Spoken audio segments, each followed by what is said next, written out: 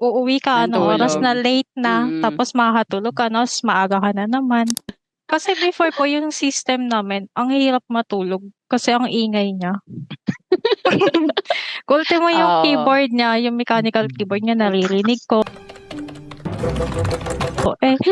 Siyempre po corporate world ako. So, naghahabol talaga ako ng oras. Uuwi ka Ng anong oras tulog. na, late na, Mm. tapos makakatulog ka 'no, ta's maaga ka na naman. 'Di ba ang hirap nun para sa part ko nung time na yun. So ngayon, okey na ako.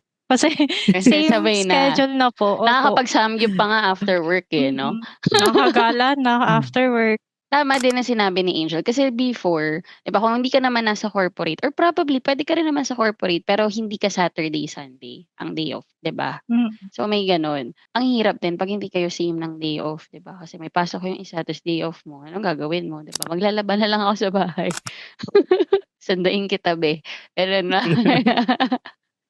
'Di ba? So, okey, I would agree. Oh, best part nga din talaga 'yun. Same kayo ng schedule, sabay kayo matutulog, 'di ba? 'Di na kailangan magpuyat nung isa or maghintay yung isa.